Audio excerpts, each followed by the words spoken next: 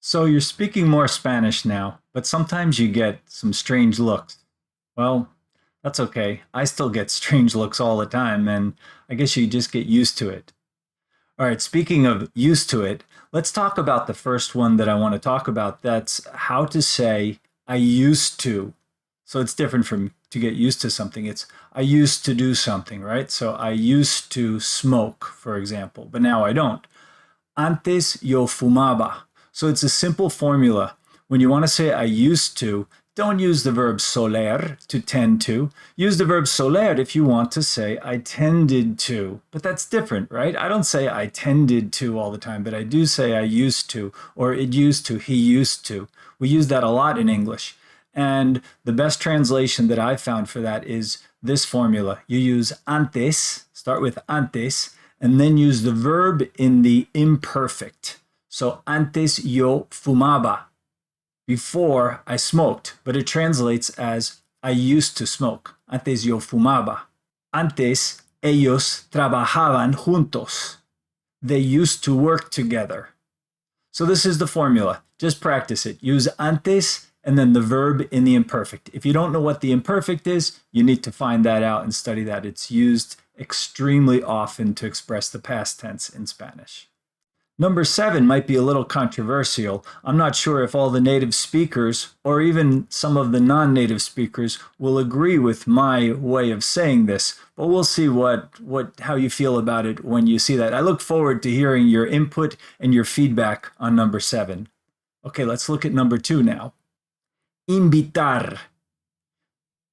It means to invite, and yet it really means to treat or to offer to pay for somebody. Invitar looks like invite. It's a cognate, but it's also a false cognate at times. Invitar, when you use invitar in Spanish, it means you're going to pay for the person's meal or drink or whatever you're offering. So if you say to somebody, te invito a almorzar, you might think you're saying, I'm inviting you to go for lunch, but you're really saying, let's go to lunch, it's my treat. So be careful about using the verb invitar unless you really want to treat somebody and pay for their lunch. That's what it means. Number 3, I hear this one all the time, usualmente, for usually. Please, scratch that off your list. Stop using usualmente for usually. There's a simple solution. There's a lot of options out there, but use por lo general. Por lo general is much more common for usually or in general or generally. There are a lot of other options, but use that one and that will sound the best. If you'd like to practice and learn more of these, book a class with me on italki. The information is under this video and underneath all of my videos, how you can book a class with me and take classes with me, private classes every week or however many times a week, and we'll really get into the nitty-gritty of Spanish and have a really good time talking about and improving your Spanish skills. Number 4 is when you want to talk about the temperature. I hear people say, es 35 grados. It sounds like you're saying it is 35 degrees. The problem is that we don't use the verb ser or say es for the temperature in Spanish like that. You use tener. Just put it on your list of all the ones that you have to use for tener. There are a lot of them, right? Well, this is one more. Tenemos 35 grados, right? That's what you would normally say. We have. Even when I'm just speaking about myself, I would still say, tenemos, we have here in general 35 degrees. Tenemos. And then if you want to ask the question, what's the temperature there? You could say, ¿Cuántos tienen? ¿Qué temperatura tienen? There are other ways to talk about it, but learn this habit. I know that it's so easy to talk about the weather and temperature in English. Everything is it's. But in Spanish, you have hace, está, hay, and now you have tienen. Tenemos 40 grados Fahrenheit. Tenemos 40 grados centígrados for Celsius, centígrados. Number 5 is a great one and a really good example of how you can learn all the conjugations and how to create proper sentences in Spanish but you need to know which one to use when, because they don't always use the same tenses that we use in English. And a good example, and I made this mistake for years, is using the present perfect. The have been or have lived, have worked. We use this a lot in English, when in Spanish they'll just use the present tense. So, for example, I used to say, I have lived here for 3 years.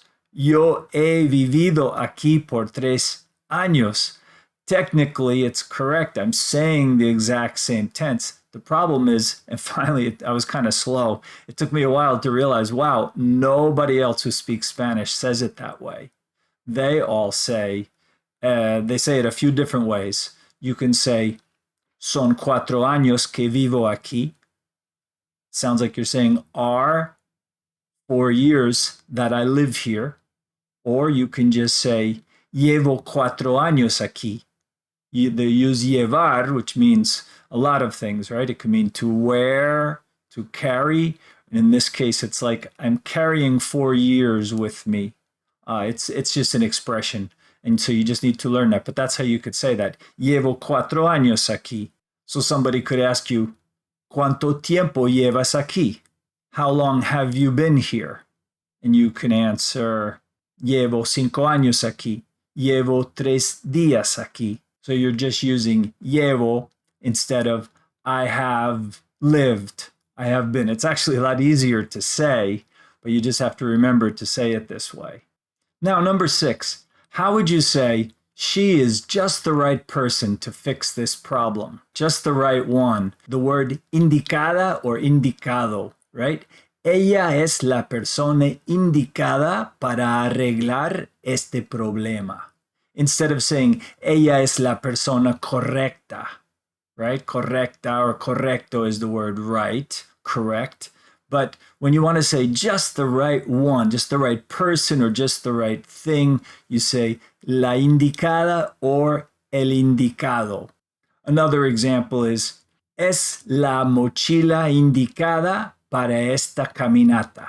It's the right backpack for this hike. Now, number 7. So how would you say they gave me or he gave me the wrong book? So most of the time you're going to say el libro equivocado, right? But there's another way to say it. You could say, me dio el libro que no es. And this wouldn't be something that comes natural to you, right? It took me many years to find, I heard this so much, and it sounds like they're saying, he gave me the book that isn't. It's kind of weird, but that's how you would translate it, and this is a common way to say it too. So I look forward to hearing if you're a native speaker, and tell me what country you're from too. Do you say it that way? Have you ever heard something like this? Me dio el libro que no es, or tomamos el tren que no era. Right? Era, it's the imperfect of ser. So we took the train that wasn't. Right? So we took the wrong train. So they use this, que it's the negative and then the verb ser. Que no es or que no era. It could also be plural, I guess. Que no son, if you're talking about plural things. And so this could be translated as the wrong one, the wrong, as an adjective, instead of always using equivocado. Okay, number 8, you definitely have to start incorporating this into your Spanish. For the word especially, stop saying especialmente. I know it's easy. In this case, it's not a false cognate. It's a true cognate. It's just that English speakers overuse it because we do say, or maybe if you tend to say especially a lot in English, then you'll probably tend to say especialmente a lot in Spanish. Stop saying it. There's a simple solution. It's 2 words, sobre todo, sobre todo, above all. And you realize it has the same meaning as especially, right? Above all, sobre todo. Here's an example. Muchos estados en el este de los Estados Unidos tienen buenas playas, sobre todo Nueva Jersey. Please leave your comments. I hope you like this video. Please give it a like. Please book classes with me. You'll love my classes. We work on a lot of stuff like this and even more, and we do a lot more fun activities with the language. And I look forward to helping you develop your Spanish and improve it a lot more. And just remember, millions of people speak Spanish, and so will you.